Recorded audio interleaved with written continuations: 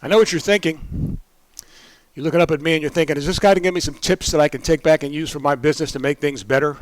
Or is this going to be 45 minutes of my life that I can never get back again? Well, let's find out. Should be a fun trip, right? What are your principles? Where did you get them from? From your family? From school? Did you have any ethics classes in school? You know what ethics are, right? Ethics are what you do when nobody is looking. Say you're walking down the street, you see a big canvas bag lying there, there's nobody else around. You look inside and you see enough $100 bills to choke a rhino. What do? You take the bag home and stick the money in your bank account? You call the police and let them handle it? There's no right or wrong answer, just to see where you fit in on the spectrum, because when you're the boss, you have to follow the same rules as all your employees. Earlier this year, the Business Roundtable came out with a statement that said, from now on, the number one goal of business is not to improve shareholder value. It's to take care of your employees and employ value-driven principles. Value-driven principles. Does it sound pretentious? Value-driven principles? Well, it's not. It's common sense. Things have changed in the COVID-19 era. Employees have discovered that they're pretty darn valuable. I've never met the CEO of a pizza chain, you know, the smiling guy who does all the company's TV ads. But I've met dozens of pizza delivery people, and you know what?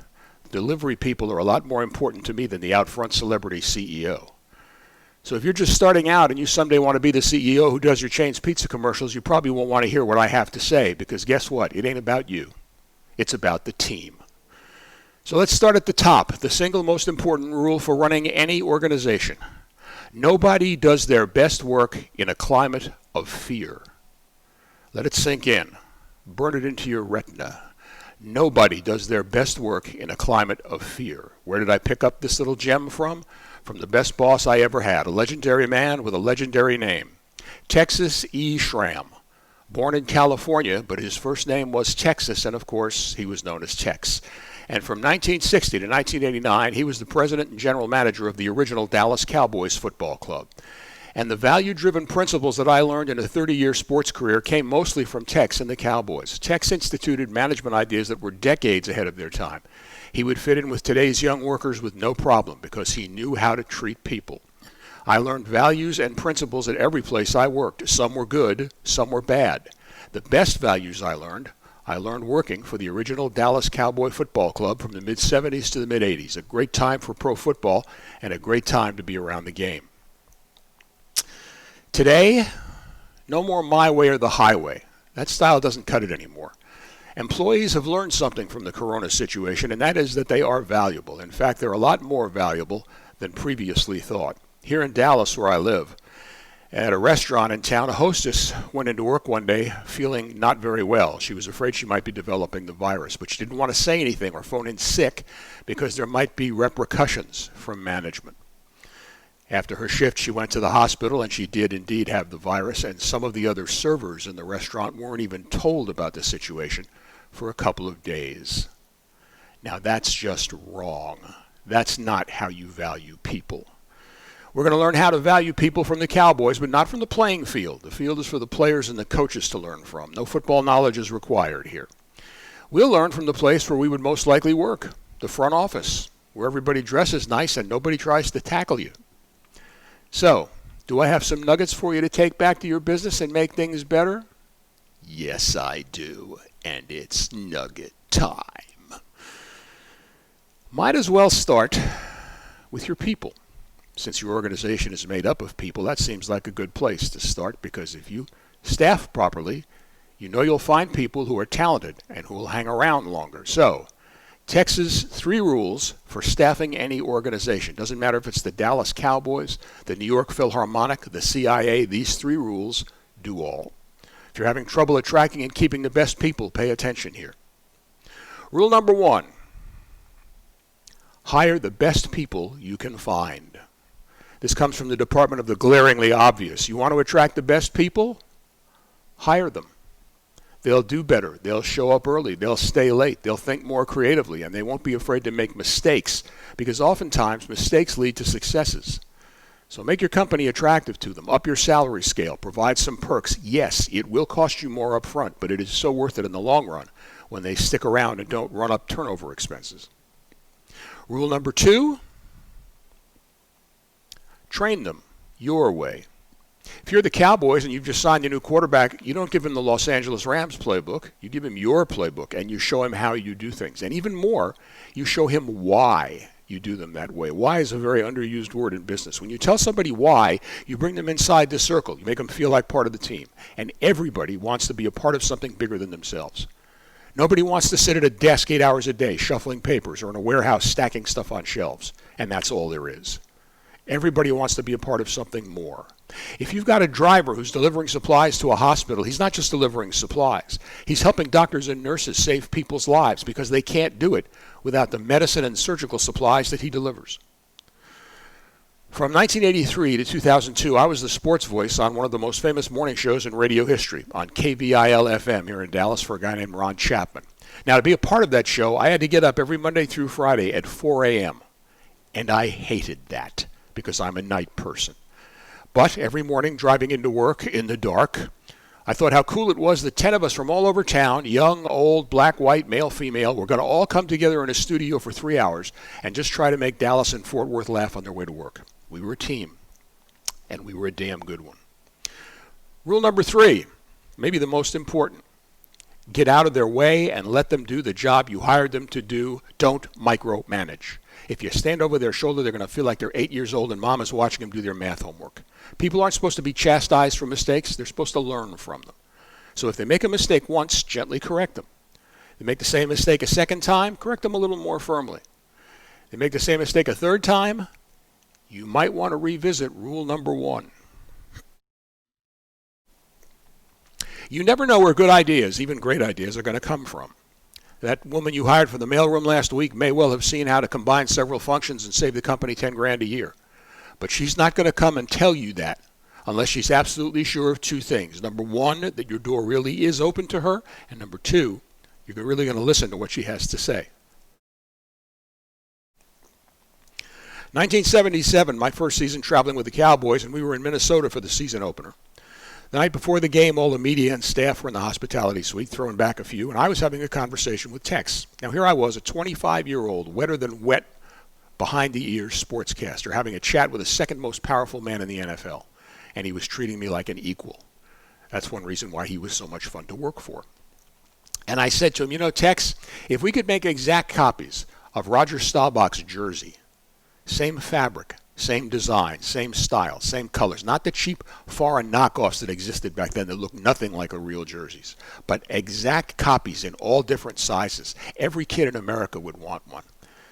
Well, we could sell them for, now remember this was 1977, we could sell them for $50 a piece. We'd clean up. Tex thought about it for a moment, and then he said, if we did that, it wouldn't have its special cachet anymore. How many of you have an NFL jersey hanging in your closet at home? It's $1 billion a year business, and I thought of it first. And I never let Tex forget that either. Okay, a little trivia break for you sports fans. Try to loosen things up. I'm going to show you a list of names, and you see if you know who they are. You know, teams spend hundreds of thousands of dollars scouting college players for the draft each year.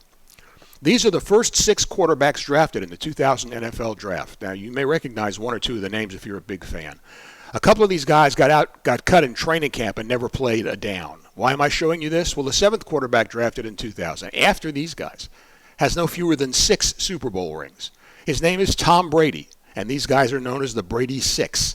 And he's arguably the greatest quarterback in NFL history. Why am I telling you this? Well, whatever team you root for, you had 5 chances to draft Tom Brady, and you didn't do it. If you make a mistake, don't make excuses. Admit it and move on. Anybody know how to finish this sentence? The beginning of all wisdom is saying, I don't know.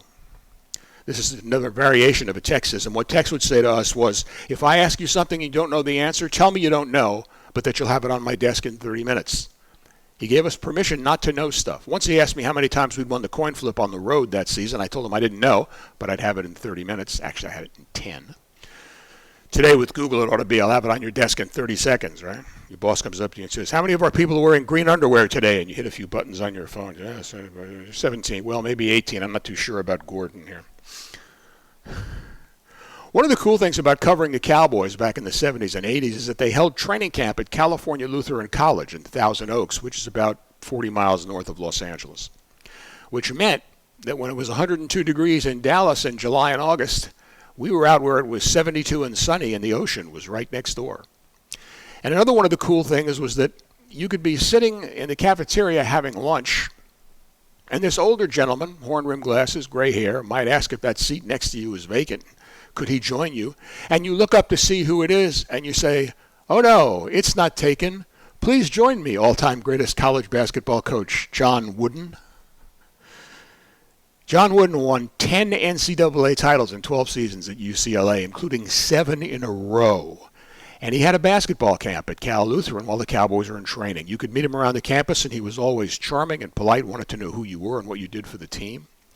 This is the only time I got to have lunch with him, but it was really interesting, and I had a chance to ask him something that I had always been wondering that I'd heard from a college basketball player a few years before.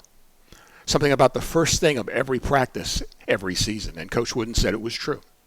From the time he was head coach at a small Kentucky high school during the Depression to his championship years at UCLA with Kareem Abdul-Jabbar and Bill Walton, the first thing of the first practice every year, Coach Wooden would sit down on the court with his players and teach them how to put on their socks and sneakers. First, you just bunch the sock up so only the toe is showing, and then you fit that real snugly around your toes. Then you pull the sock up along the base of the foot till you get to the heel. Then you stretch it along the heel so it's nice and tight. And then you grab it and pull it up as high on your ankle as it'll go. After you've done that, you check for lumps. You make sure the seam is straight. Then you take your sneaker. You don't just unlace the top couple of parts of the laces. You unlace the whole shoe all the way down. Then you pull the sneaker on snugly. You center the tongue. You tighten the laces all the way up, and then you tie a double knot. Now, Kareem Abdul-Jabbar, arguably one of the 10 greatest basketball players of all time, spent 4 years at UCLA, which means that 4 times Kareem Abdul-Jabbar sat on the court while John Wooden taught him how to put on his socks and sneakers. Now, is that what he was really teaching them? Of course not. What he was teaching them is one of the most important things you can teach anybody in almost any walk of life. What he was teaching them was, if you take care of the little things, the big things will take care of themselves. Or, if you like quotes from architects, God is in the details. What Coach Wooden was teaching them was, if you put your socks and sneakers on correctly, you won't get blisters. And if you don't get blisters, you won't miss any playing time. And if you don't miss any playing time, we'll win more games. Take care of the little things, and the big things will take care of themselves. Given his track record, I think Coach Wooden had this pretty well down pat. And we took care of the little things with the Cowboys. The way interviews were conducted in radio and television, the way stories were written for the Cowboy Weekly, and everything had a proven, tried system full of little things, and that's why it worked. Now, speaking of coaches, Tom Landry, head coach of the Cowboys from 1960 to 1989. Imagine a coach hanging around that long today. Tom learned a key thing back in the 60s. Now, some of you may be old enough to remember the 60s. I am. But you know what they say, if you claim to remember the 60s, you probably weren't there. Now, Tom Landry was a very conservative, very religious, patriotic, church-going family man. And, of course, the 60s were a time of long hair and anti-war protests and counterculture. And amid all of that turmoil, Tom learned something which changed his coaching style and helped make him and the Cowboys the success that they became. Tom learned that you can't treat everybody the same way. Everybody's different. Some people learn visually. Some people learn by reading. Some people learn kinesthetically. Some of us don't like being screamed at in front of the entire staff as if we were 2 years old. We're just funny that way. Now, if a man is hidebound in his ways as Tom Landry can learn this, you can learn it too. Walk around, meet your people, talk to them, get to know them. Find out whose kid is going off to college or which of them is buying a new house. You have 1,000 employees? You can talk to 10 a day. Just quick drop-by chats. It'll pay huge dividends. 1960 to 1989, the Dallas Cowboys, America's team, had no marketing department. We had no vice president of marketing. We had no marketing handbook because each of us was expected to market the Dallas Cowboys. If your neighbor's son had a birthday party, you got him a Dallas Cowboy t-shirt, just like the players wore. And the next day, he was the envy of every kid in school. If you went to give a speech at a civic organization, you took a big stack of Dallas Cowboy Weekly newspapers and a big stack of window stickers for their cars, and you made sure to give them all out. And you can make all your people marketers as long as they buy into what the company is doing. When they buy in, then they will evangelize for you. And in 1966, when I, as a 14-year-old fan, wrote to the Cowboys, some unknown person sent me a team media guide and made a fan for life. Oh, and by the way, from 1960 to 1989, Tex Schramm, president and general manager of the Dallas Cowboys, had his home phone number listed in the Dallas phone book. If a crazed Washington fan called him at 2 in the morning to complain about how the refs stole the game from Washington, Tex would talk to him. If a season ticket holder called to complain about getting a cold hot dog at Texas Stadium, Tex would listen. And the next day, he'd be on the horn to the concession people to make sure it didn't happen again. Any of you head honchos out there want to put your personal cell phone number on your website? Tex knew that the fastest way to go downhill was to realize how good you are. You win the Super Bowl and you sit back saying, dang, ain't we something? And sure enough, it'll come back to bite you. That's why the original Cowboys were always doing constant checks of everything we did. People would always ask if the season was really difficult because there was so much going on. No, the season was easy because it was the same every week.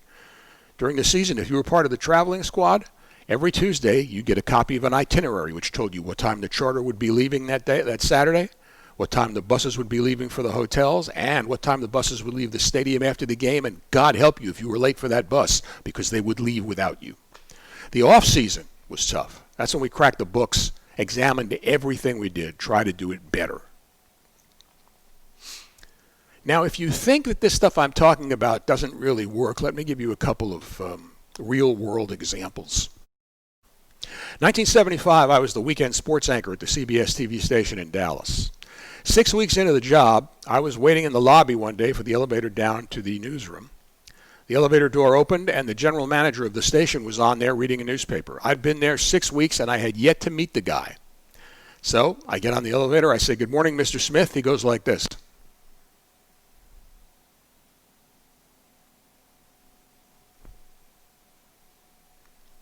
Didn't I feel all warm and fuzzy after that? I didn't last long. Contrast that with September 26, 1976. I actually remember the date. I was a game day PR assistant for the Cowboys in charge of the radio TV side of the press box. We were playing the Baltimore Colts, and instead of arriving at the game 3 hours before kickoff, as was my usual play, I showed up midway through the second quarter. Because early that morning, my first child, my son Kelly, was born. I didn't want to leave for the game until I knew his mother was okay. She told me to go. Everybody at the game knew and understood. Now, 2 days later, Tuesday, we have the weekly Landry luncheon where Coach Landry and the media would gather, have lunch, and then the coach would address first the writers and then the broadcast guys. During lunch, the PR staff would hand out a stat sheet from the previous Sunday's game, and on the bottom there were notes for special awards like Offensive Player of the Game, Defensive Player of the Game, etc., etc. At the bottom of the sheet this week, it said, Biggest Play Award, Kelly Robert Oristano, 6 pounds, 7 ounces, for keeping his father away from the game until almost halftime. This was a total surprise to me, and everybody in the room, including Tex and Coach Landry, came by to congratulate me. Which place do you think I'd rather work? Now, you must not pretend to value your people. You must always value them. One of the things that you have to figure out, pardon me while I move out of the frame, you have to figure out what this is for your company. You can't have this. It's the Lombardi Trophy. It belongs to the NFL. Actually, it's a replica Lombardi Trophy. It belongs to me from Super Bowl 12 when I fulfilled my 14-year-old's dream of being in the locker room with the Cowboys when they won a Super Bowl. Anyway, it's your job to create the one overarching goal that the entire company works toward. One definable goal that all your people can articulate and can follow. Now, with us on the Cowboys, it was winning the Super Bowl. That was our goal. We were all supposed to help push the ball across the goal line. And it was cool because when you won at the post-game party where Willie Nelson played till maybe 4 a.m., the trophy was there and you could hold it and have your picture taken with it. Now, the other thing that the top person needs to do is to let everybody know what constitutes victory. Everybody needs to know in clear, unambiguous language what will have to be done to claim victory. Once you've done that, now you go back to the bottom of the pile and you help everybody work their way up to victory. You don't run out front carrying a battle flag and doing battle yells. You do what the great coaches do. You put your team in position to win. And then the team has to do it. Once everybody understands the goal, and it has to be a goal that's beneficial to everybody, not just the C-suite people. It can't be raising the stock price $10 a share unless everybody in the company owns stock. Then that's okay. But once everybody understands the goal, and works toward it, you have formed a team. Now another rule, another common sense one of my favorites.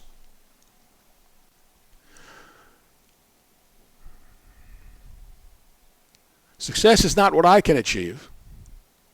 It's what all those around me can achieve. I first encountered this rule when I was working on a book I wrote about a heart surgeon. It comes from the pioneer surgeon, Dr. Judah Folkman. So let's break this one down. Why are you here today, at this moment in this room? You're here for the same reason that we all are. You're here to help people. As a business leader, there is rarely a problem that crosses your desk that you can't solve by sitting quietly and asking, how can I help the team fix this problem? Are you the take charge, sleeves rolled up, let me get it over with type? You know, one of the interesting corporate truths is that if you're afraid of hiring somebody who's going to outshine you, it'll probably happen. But if you're the let's see how we can get the team to figure this out type of leader, then everybody's victories will also be yours. It's about the team. It's not about your ego. Or as the coaches like to say, you can accomplish a great deal when you don't care who gets the credit. And also remember that the easiest place to cross a river is at its source. Every crisis starts off as a little annoyance. You keep a sharp eye out, you spot the small things, you help the team solve them. And when you talk about making a team and how important it is, in football terms, you think about, well, what about the guy that cleans out the locker room? Is he that vital? Yes, he is. Because during a season, each player spends more than half his day in the locker room. And if it's not taken care of, they won't think they're with a championship team. They'll think they're with a chump team. But if they come in and they know that their helmet's here and their jersey's here and their shoes are here, they'll know they're being taken care of. And then they can concentrate on what they have to do, which is to watch film and practice and get ready for the next opponent. And you know, when a team wins the Super Bowl, it's not just the players and coaches who get Super Bowl rings. It's the entire full-time staff. The women on the staff get a pendant made from the top of the ring, and all the men get rings. I was never full-time. I was a contract employee, so I never got a Super Bowl 12 ring, much to my dismay. But we had a guy named Otis, and Otis was in charge of the practice field. And in the 1970s, that was the height of NFL excellence. That was the cowboy practice field. A tin hut. It was dismal. It probably had rats, I don't know. But Otis kept it shining like a top. And Otis had 2 big Super Bowl rings crusted with diamonds, and he wore them with pride because Otis knew that he helped to push the ball across the goal line.